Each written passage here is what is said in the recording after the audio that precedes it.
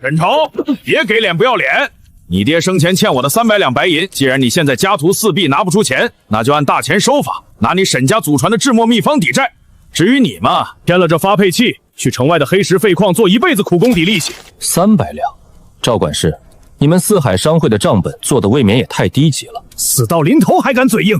来人，按住他的手，给我强行画押！慢着，大钱商法第7条，凡借贷生息，月息不得超过3分。你们利用阴阳合同强行做空我爹的资产，真以为这粗劣的金融砝计能瞒天过海？你一个只知道读死书书的酸秀才，怎么懂这些商铺账目？一派胡言！我不仅懂账，我还知道你们四海商会藏在城西地窖里的那3000斤私盐，若是明日出现在府尹大人的案主上，你猜猜，你们东家会被满门抄斩，还是处死？你敢诈我？你可以赌我手里有没有确凿的证据，回去转告你们种东家，我不去挖矿，那座荒废的黑石矿山，我沈州正式接手了。3天后，我不但连本带利把300两拍在你的桌上，我还要用那座废矿让四海商会在北地彻底除名。好一个狂妄的疯子！那座废矿里全是吃死人的毒盐，我倒要看看3天后你拿什么变出银子来。我们走。少爷，您糊涂啊！那黑石矿里的盐带有剧毒，吃一口就能让人穿肠烂肚，全城的人都知道那是座死矿。3天时间，咱们去哪里弄300两银子？他们这是要逼死您啊！实在不行，今晚红叶护着您杀出去。杀出去，红叶，在这个世界上，最下乘的手段才是动刀子。去，把柴房里烧剩下的草木灰全都收集起来，再去门外的河床上挖2筐最细的槐沙，最后找几块木炭来。草木灰、黄沙、木炭，少爷，您要这些破烂干什么？干什么？别废话，按我说的做，动作要快。古人之所以说那是毒盐，是因为里面含有大量的氯化镁和硫酸钡，味道苦涩且致命。红叶，看好了，这第一步叫做溶解，将毒盐矿石打碎，溶于温水中。少爷，水变浑多了，还有股刺鼻的味道，这真的能吃吗？把刚才收集的草木灰水倒进去，草木灰中还有碳酸钾，与毒盐水混合会产生奇妙的反应，将那些有毒的杂质彻底沉淀下来。天哪，少爷您看，水里真的有白色的脏东西沉下去了。别急，这只是初级纯化，现在进行第2步过滤。木炭不仅能吸附水里的毒素，还能去除异味和杂色。等水从竹筒底部滴出来，立刻端上土灶，用大火熬煮结晶。不苦，一点都不苦，比四海商会卖的最好的1等青盐还要纯净100倍。少爷，咱们发财了！咱们明天就去集市上卖，300两银子有救了。越过那些中间商的臭鱼烂虾，我们要去就去这北地水最深、胆子最大，能直接跟朝廷分庭抗礼的地方——暗夜黑市天书阁。我要找他们背后最大的老板，做风险投资。哪里来的穷酸书生？天书阁的门槛也是你这种流民能踏进来的？滚出去，否则打断你的狗腿！我既然敢来，就是来送天书阁一场泼天富贵的。这瓶东西价值连城，如果严掌事连看都不看一眼就把我轰出去，我保证你们天书阁背后那位主子会立刻要了你的脑袋。开瓶献叶，若我说了一句假话，我的命你随时拿去。我知道。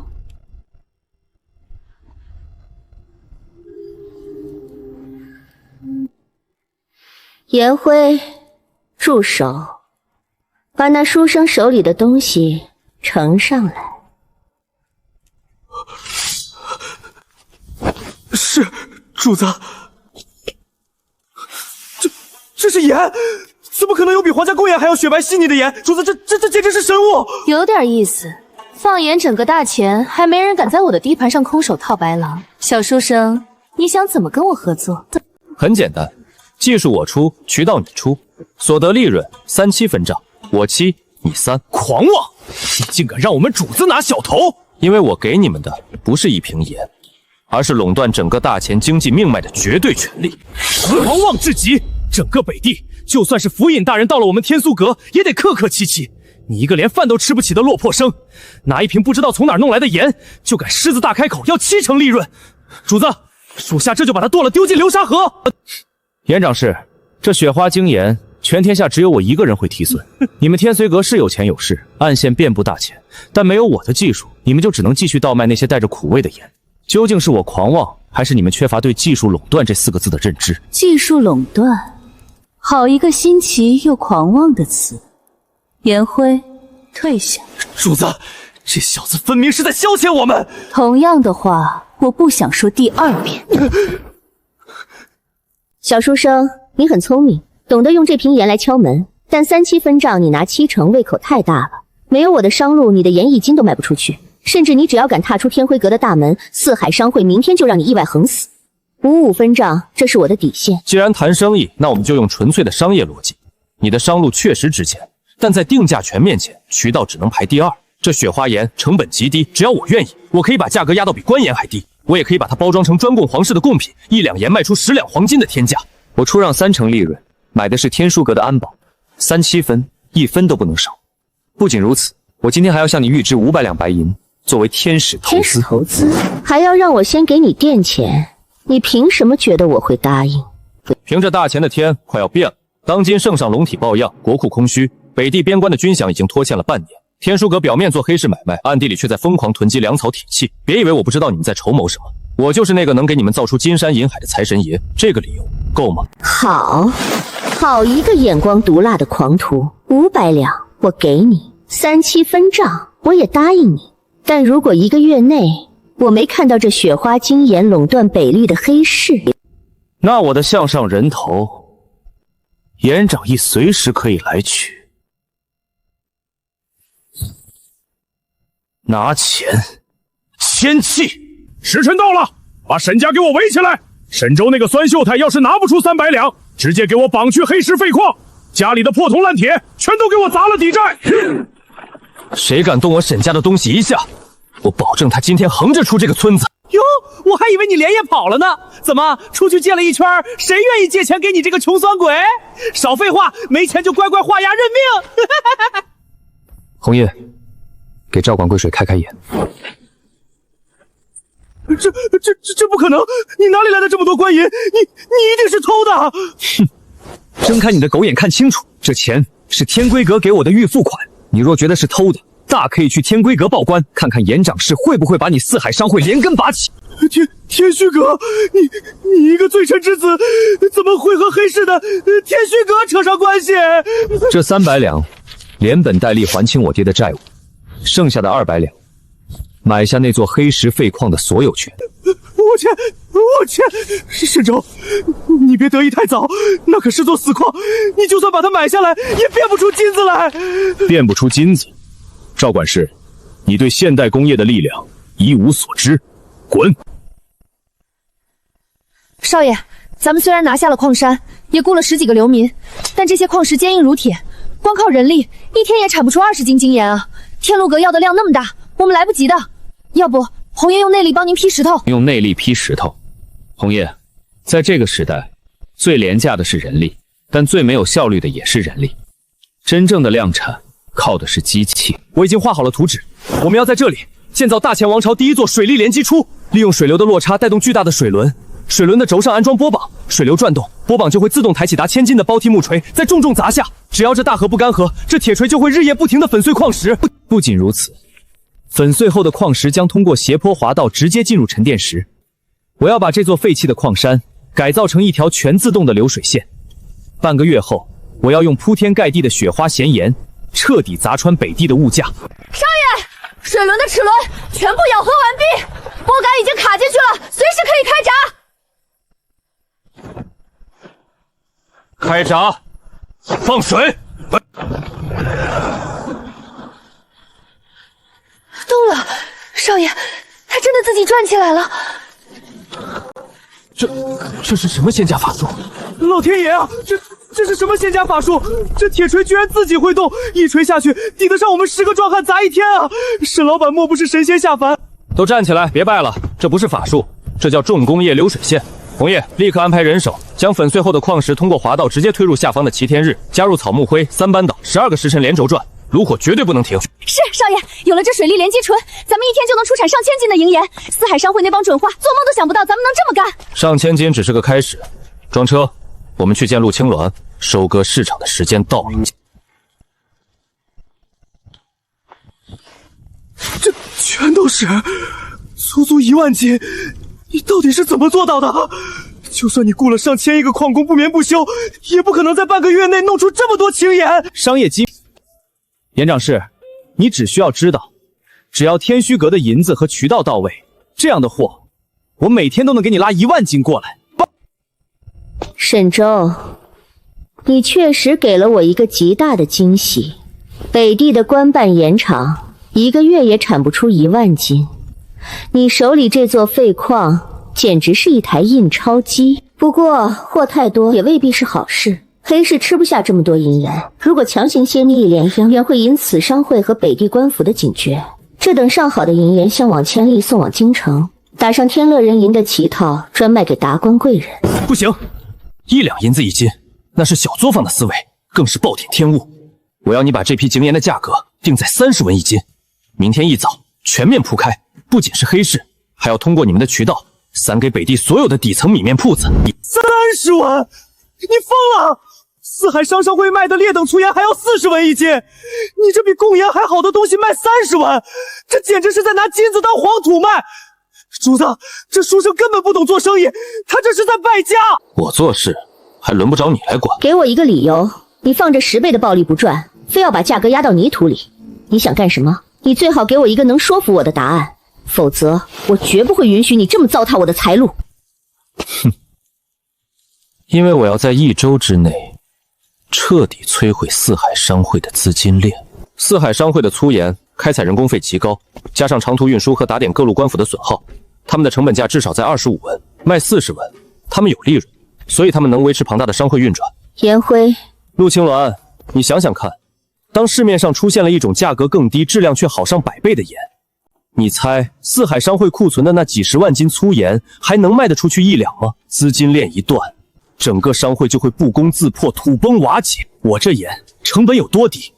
但我这精盐靠的是水利机械和廉价流民，成本连3文钱都不到。我卖30文，不仅依然有10倍的暴利，还能让整个北地百姓为之疯狂。好，用降维的价格和质量，直接掀翻对手的饭碗。沈周，你比我想象的还要狠。颜辉，照他说的做，明日一早，我要让四海商会的盐连1粒都卖不出去。废物，全都是废物！整整3天，我们商会在北地的37家盐铺，竟然1斤盐都没有卖出去。底下的人到底在干什么？百姓都不吃盐了吗？会长，不是我们不卖，是根本没人买呀。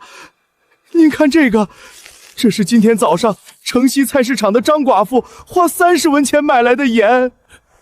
这么白的盐，30文，怎么可能？这等成色只有京城皇宫里才用得起。是谁？是江南的哪家皇商把手伸到我们北地来了？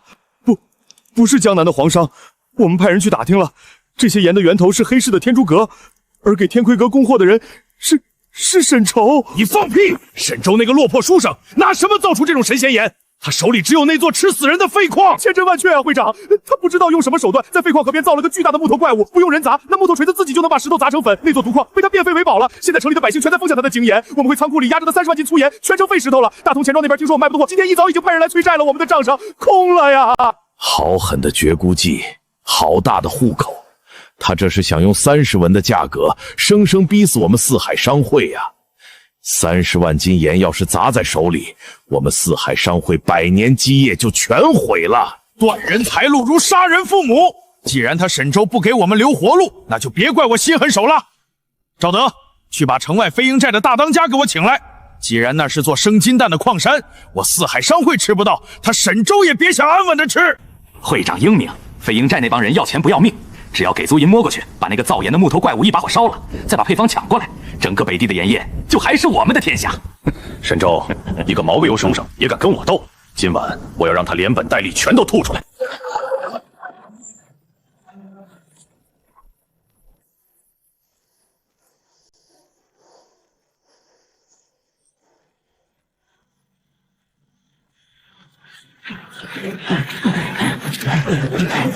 弟兄们，钱会长有令，烧了那座木头机器，把配方搜出来，遇到喘气儿的，一个不留，杀！少爷，他们要放火了，您让我下去吧。就这30几个毛贼，我一炷香内就能把他们的脑袋全砍下来。砍人，太费体力，也不够震撼。红叶，我教过你，现代战争打的是科技。你看他们站的位置，全都在我专门为他们准备的1号仓库周围，那里面装的可不是盐。您是说，白天您让我带人堆在里面的那些过滤用的废弃极细镁粉，那些黑乎乎的粉末，就算点火也极难燃烧啊？成堆的镁粉确实很难点燃，但如果让它们当极细的可燃粉尘在密闭空间内遇到明火，就会产生一种极其美丽的物理现象。粉尘爆炸，红叶，拉绳。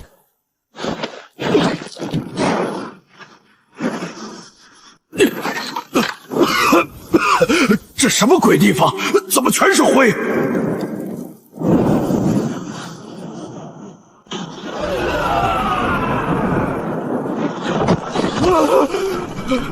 天雷，是天雷！这书生会妖法，撤！快撤！算算时间，独眼鹰他们应该得手了。沈超那小子恐怕现在已经变成一具焦尸了。等那废矿重新回到我们手里，北舵就还是我钱家的天下。会长神机妙算，一个酸秀才也敢跟我们斗，简直是螳臂的。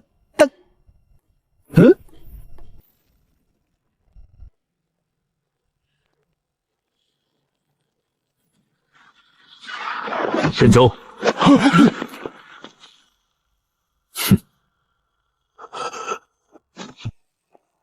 钱会长，好兴致啊！大清早的，不介意我来给你送份大礼吧？沈周，你没死，这土匪怎么会在你手里？我警告你，私闯民宅可是重罪。私闯民宅，钱百万，你涉嫌勾结黑恶势力，指使山匪烧毁我的工坊，意图谋杀。按照大钱律例，这叫聚众谋逆，要诛9族的。你猜，如果我现在带着他去府尹衙门，你这颗脑袋还能在脖子上待多久？是他，就是钱百万花了1000两银子指使我们干的，他让我们杀人越货。沈爷爷，沈县爷爷，您饶了我吧，我全招了。你这是血口喷人！就算这土匪乱咬，官府也未必信你一个罪臣之子。你敢动我，四海商会的地院不是你招惹得起的。哦，四海商会，好大的底蕴。钱百万，如果官府不信他，那加上我天居阁的口供呢？你派人烧的可是我天居阁占了30%干股工坊，你动了我的钱袋子，真以为我天居阁的刀杀不动人吗？天居阁，沈周，你居然把天居阁也拉下水了，你到底想怎么样？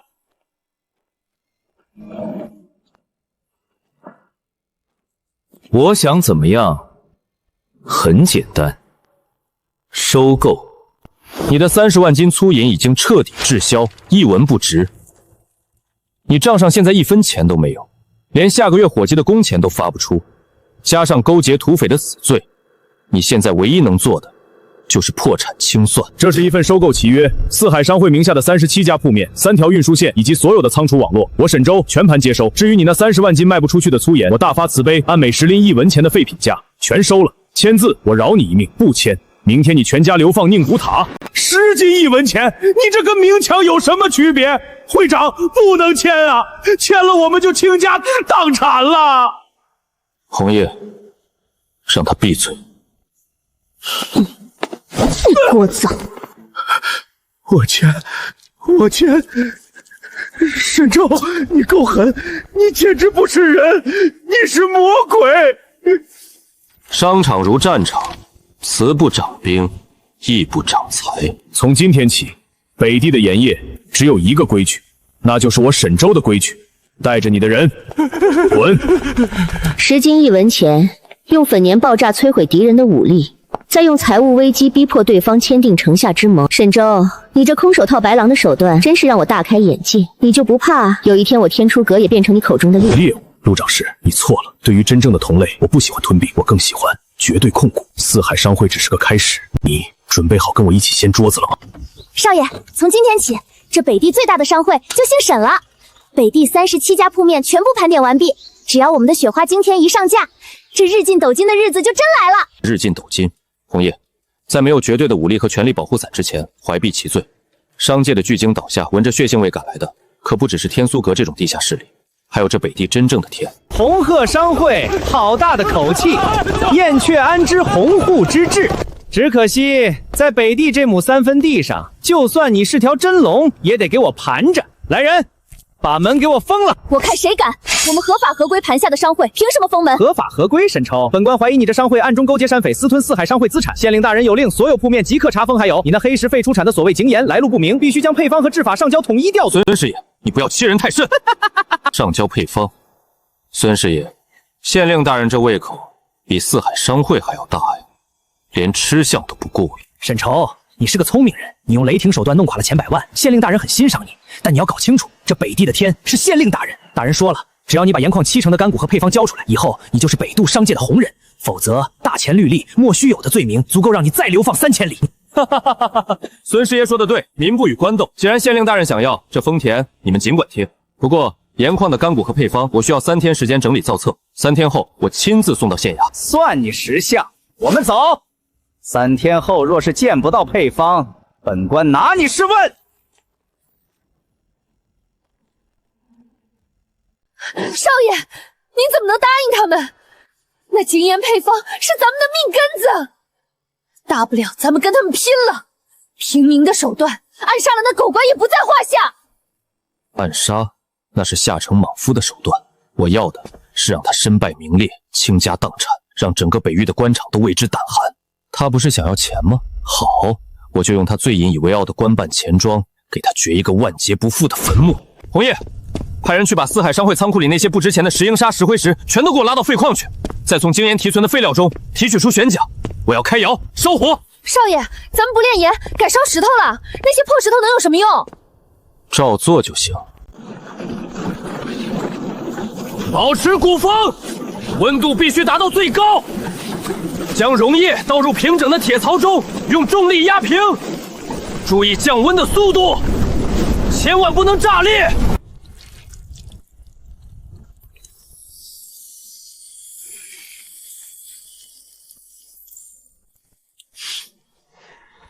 红叶，红叶，看看，这是什么？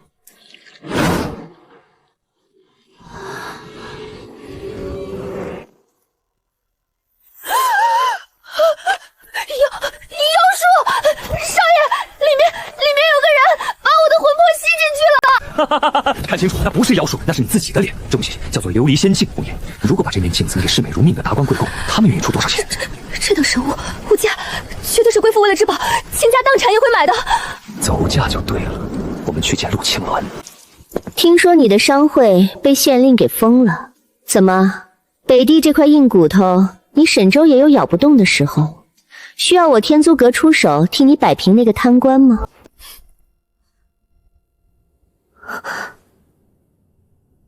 我造出来的，成本不到100文钱。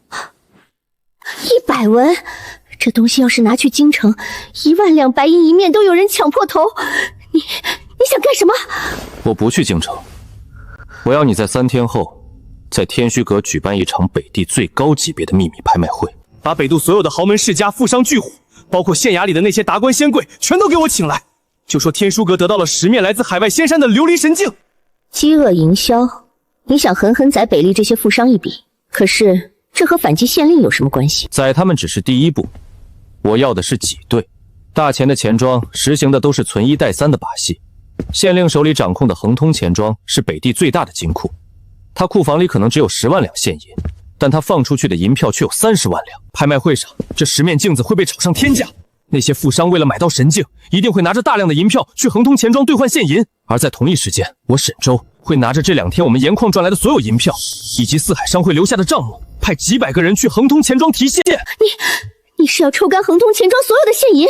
当钱庄拿不出银子兑换时，所有的储户都会陷入恐慌，发生疯抢就会瞬间崩盘。没错，恒通钱庄是县令最大的钱袋子，一旦钱庄爆雷，县衙的财政就会彻底破产，拿不出军饷和俸禄，北地的驻军就会哗变，到时候不用我们动手，上面就会为了平息民冤，直接摘了他的乌纱帽，甚至砍了他的脑袋。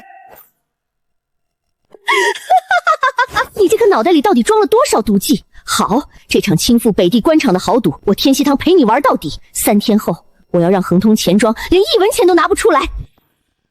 诸位贵客，今夜天虽阁的压轴至宝，乃是从海外仙山千辛万苦运来的石面琉璃仙镜。此物非金非玉，却能丝毫必现摄人心魄。诸位请看。天哪！这世上竟有如此神物！我竟然能看清自己脸上的每一根胡须，这绝对是仙家法宝啊！若能将此物献给京城的贵妃娘娘，莫说是一个小小的皇上资格，就算是加官进爵也不在话下。严掌事，别废话了，开个价吧。琉璃仙镜一共10面，捆绑发售，底价白银1万两，每次加价不得少于1000两。竞拍开始。15000两，2万两。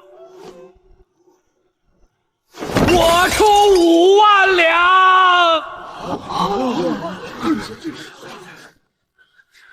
这10面神镜，我家大人要了。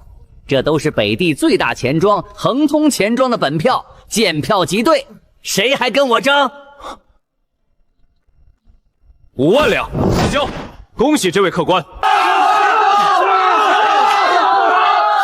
5万两，几块破石头加上草木修烧出来的东西，成本连1两银子都不到，你竟然卖了5万两！沈川，你这是在抢劫！抢劫？那是低等罪犯才干的事。局已经布好了，接下来该收网了。红叶在，带上这5万两，再加上我们手里原本的10万两，明天一早，恒通钱庄大门一开，立刻发起全面挤兑。我要让恒通钱庄的掌柜看到满大街都是提现的人，我要让北地的政府金融系统在日出之时彻底瘫痪。是。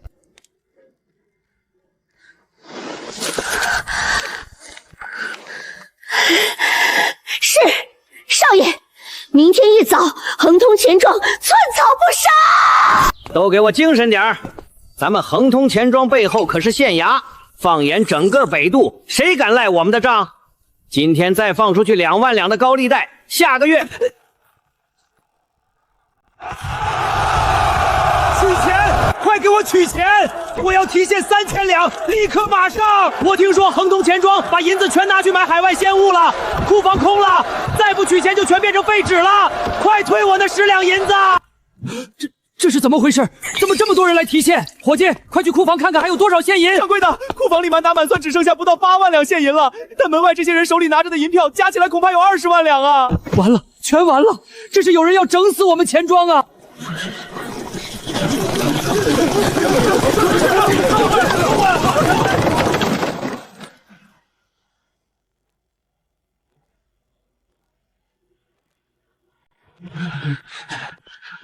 周掌柜，恒通钱庄号称北地第1金库，怎么今天连区几10万两现银都拿不出来了？大钱生法规定，钱庄见票即兑，若兑不出，便是欺诈之罪，当场查封，掌柜连坐。沈周，是你搞的鬼！昨天晚上拍卖会上的局是你做的，那些拿来提现的银票全都是你的。孙师爷，脑子是个好东西，可惜你没有。我3天前就告诉过你，盐矿的干谷和配方我会亲自送来。今天刚好是第3天，但这配方你买得起吗？恒通庄现在拿不出现银，已经实质性破产，县令的钱袋子空了，北地3000驻军的军饷明天发不出来。你猜那些拿不到钱的兵大爷是会来抄了我沈周的家，还是会直接冲那个县令的皮？你不仅要毁了钱庄，你还要毁了整个北地的官场。沈周，你这是要造反啊！从现在开始，恒通钱庄破产清算，北地的金融规矩由我沈周重新制定。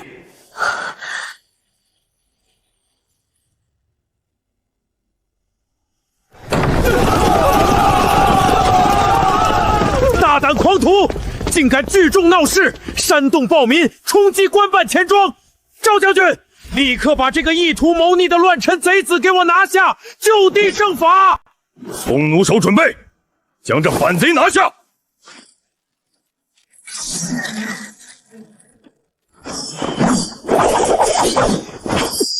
谁敢动我少爷，我保证他见不到明天的太阳！刘县令，好大的官威啊！动辄就地正法，你是把这北地独立亡国了吗？今日你若敢放一箭，我天呼阁保证。天修阁又如何？弄垮本官的钱庄，断了北地的赋税，这是死罪。今日就算天王老子来了，他也得死。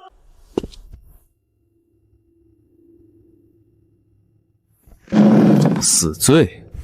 刘青山，你是不是搞错了一件事？现在快要死的不是我，而是你。死到临头还在大言不惭，赵将军还愣着干什么？放箭！赵将军，动手之前，我只问你一个问题：你手下这3000北地驻军，已经有几个月没发军饷了？整整半年，朝廷没有拨下1分钱。你的弟兄们吃的是掺了沙子的陈化粮，穿的今天来帮刘青山压我，无非是因为他承诺只要保住钱庄就给你发军饷，对吗？是又如何？断了我3000千弟兄的活你，天经地义。愚蠢！哈哈哈！赵将军，你被这狗官骗了，这恒通钱庄里根本就没有现银。刘青山早就把钱庄的库银挪用去京城买官疏通关系了。就算今天把我万箭穿心，把外面姓全杀丧，钱庄的地下金库里也变不出1两银子来给你发军饷。一派胡言！赵将军，别听他蛊惑军心，快杀了他！杀了他！是不是胡言？你让他打开库房看一眼不就知道了？赵将军，你真的要为了一个贪空了库银的狗官，背上屠杀百姓的千古骂名，最后让你的弟兄们饿死在边关吗？弓弩手，放下！来人，去库房给我搜！赵将军，你不能搜啊！我是朝廷命官，你这是造反！将军，地下库房全空了，连个耗子都没有，全是一堆没用的废账本。刘青山，你敢拿我弟兄们的命去铺你的升官路，老子今天劈了你！赵将军，息怒。杀一个朝廷命官，你和你的弟兄们就真的成了叛军，死路一条。那你说怎么办？没钱，军心必散，明天营里就会哗变。他刘青山给不了你的军饷，我沈周给。这里是10万两现银，见票即兑。不仅补齐你弟兄们半年的欠饷，还多发3个月的安家费。有我沈周在，肉管够，管够。沈老板高义，从今往后，北地驻军3000将士为沈老板马首是瞻，赴汤蹈火，在所不辞。誓死效忠沈老板。刘县令，你看，现在兵是我的了，钱也是我的了，但你放心，我不会杀你。北地的赋税缺口，我会替你补上。我要你坐在那个位置上，替我挡住京城那些老爷们的视线。懂吗？懂，下官懂。只要沈老板能保住下官的乌纱帽，下官愿意给沈老板做牛做马。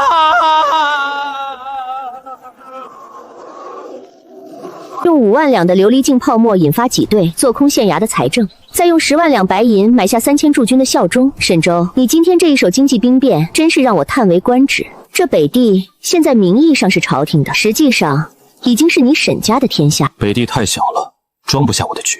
我要的是这天下。天下？小书生，你可知这天下是谁的天下？你如今掌控了北地兵权，京城里的那位恐怕已经容不下你了。如果我没猜错，不出半月，朝廷的钦差就会带着御林军来抄你的家。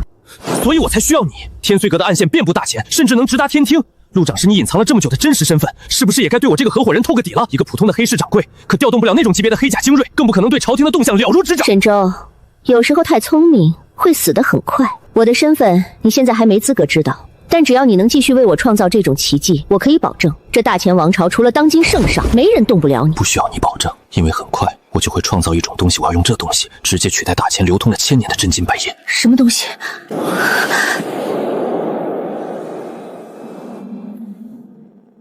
焦骨，我要发行属于我沈周的大钱纸币。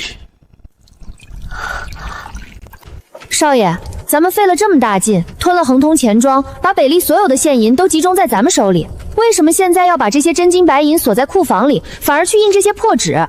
这轻飘飘的一张纸，上面写着100两，老百姓谁敢认啊？破纸，红叶，在现代经济学里，这叫信用币，金银太重，不便携带。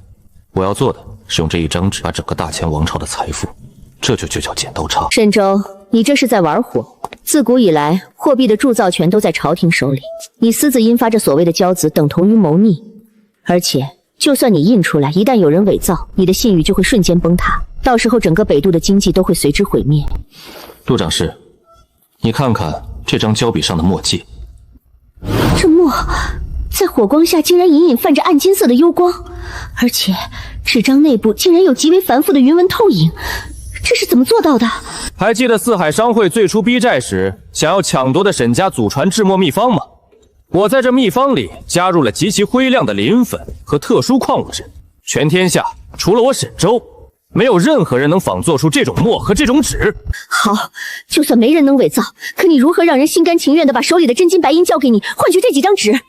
简单，从明治商会的名下的金盐和琉璃镜拒绝任何金银包易，想要买东西就必须先拿金银来我红鹤银行兑换交子。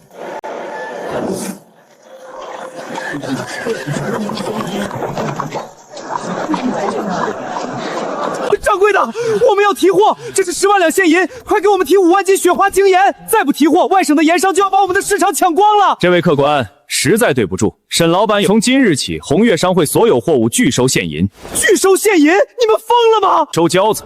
客官若是想买货，请先去对面的红雀银行将现银兑换成等价的交子本票，凭交子才能提货。荒唐，简直是滑天下之大跤！用真金白银去换几张破纸，万一你们跑了，我们找谁说理去？这盐我们不买了。买不买随你们，但我家少爷说了，这北地除了红雀商会，谁敢私自售卖精盐，谁就是跟北地3000疏军过不去。你们可以去试试。好，算他沈朝狠，去对接，把银子全都兑成那交子。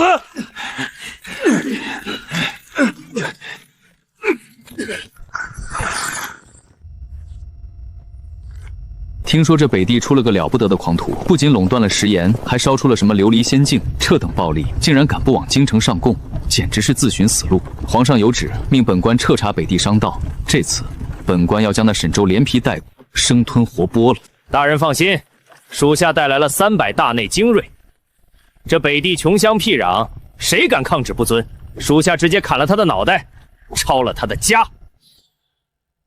不急，咱们有的是时间。沈周，钦差大人驾到，还不赶紧滚出来跪迎圣驾！跪迎？刘志令，你的膝盖软，我不拦着，但我沈昭的膝盖，这世上没人受得起。好一个狂悖的刁民！本官乃江南皇商总办当朝3品钦差，沈周，你私造精盐，谋取暴利，如今更是意图造反。本官现在奉旨接管红月商会的所有产业，包括精盐和琉璃镜的配方。来人，把他给我拿下！慢着，苏钦差，想要我的配方和产业，可以，只要你敢拿，我双手奉上。但在此之前，我建议你先看看这个，一张破纸而已，你想拿这玩意儿买你的命？破纸？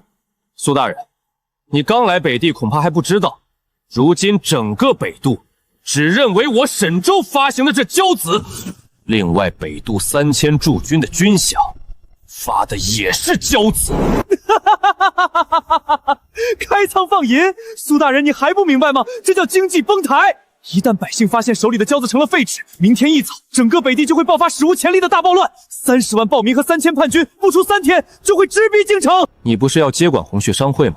来，杀了我！只要我今天死在这个大庭里，我保证整个大前王朝的北境，明天就会陪我一起下地狱。这个责任，你一个3品官背得起吗？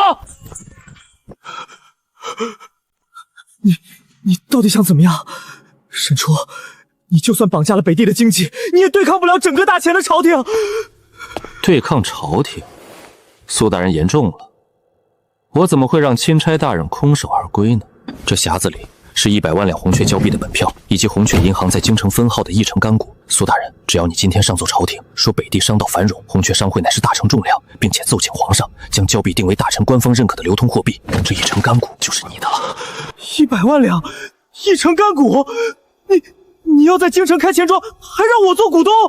你现在要做的，就是在这上面签字画押。苏大人，你做了这么多年的皇商总办，应该比谁都清楚国库有多空虚。只要交子能在京城流通，我们就等于掌握了整个大钱的铸币权。到时候你想捞多少银子，不过是印钞机转几圈的事情。有了这笔滔天财富，你在朝中的地位，谁能撼动？沈老板，不，沈才肯，你放心，本官我回去后立刻联合6部尚书，就算是死谏，也必定让皇上下旨推行红雀交子。这北地以后就是你沈才神的天下。